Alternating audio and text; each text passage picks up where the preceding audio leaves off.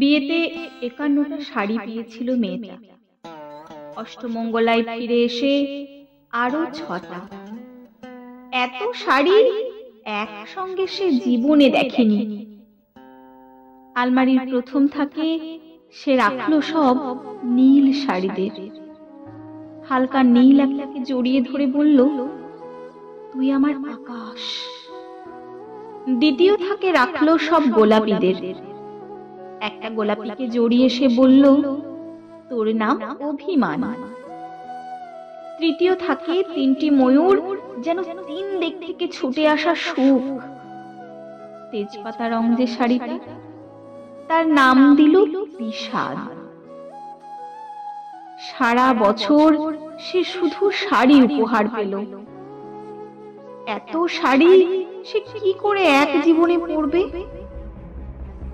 কিন্তু বছর যেতে না যেতেই ঘটে গেল সেই ঘটনা।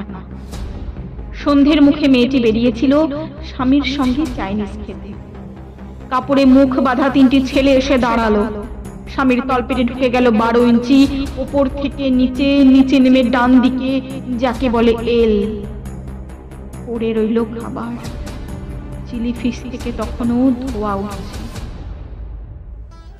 এর নাম রাজনীতি, বলেছিল পাড়ার লোকেরা। বিয়েতে ৫১টা শাড়ি পেয়েছিল মেয়েটা। অষ্টমঙ্গলায় ফিরে এসে আরো ৬টা। একদিন দুপুরে শাশুড়ি ঘুমিয়ে সমস্ত শাড়ি বের করে ৬তলার বারান্দা থেকে উড়িয়ে দিল নিচের পৃথিবীতে।